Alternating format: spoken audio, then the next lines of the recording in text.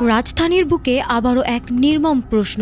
৬ বছরের একটি শিশুর মৃত্যু কি নিছক দুর্ঘটনা, নাকি এর পেছনে লুকিয়ে আছে আরো গভীর কোনো রহস্য? এমন প্রশ্নই এখন ঘুরপাক খাচ্ছে রাজধানী জুড়ে, যা মুহূর্তে আলোড়ন তোলে।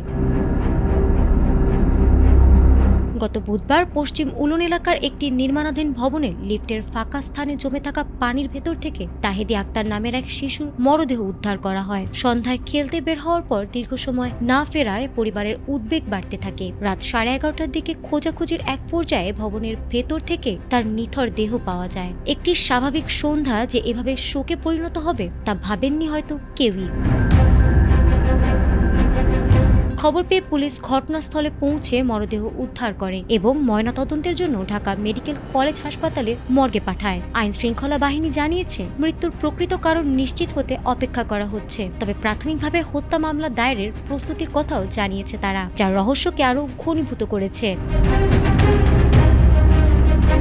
এদিকে পরিবারের অভিযোগ, ঘটনাটি স্বাভাবিক ডুবে মৃত্যু নয়। তাদের দাবি, শিশুটির শরীরে ডুবে যাওয়ার সাধারণ লক্ষণ মেলেনি।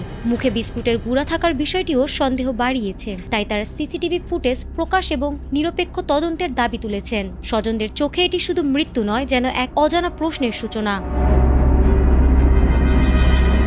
ঘটনাকে কেন্দ্র করে এলাকাবাসী হাতিরঝিল থানার সামনে অবস্থান নিয়ে বিক্ষোভ করেন এবং দ্রুত বিচারের দাবি জানিয়েছেন। এবং তাদের সন্দেহ, বাড়ির মালিক ও দারোয়ান এই ঘটনার সাথে জড়িত। পুরো ঘটনায় শোক ও ক্ষোভের ছায়া নেমে এসেছে রাজধানী ঢাকা জুড়ে। এখন সবার অপেক্ষা, ময়নাতদন্তের চূড়ান্ত প্রতিবেদনে কি মিলবে সত্য, নাকি রহস্য আরও দীর্ঘ হবে।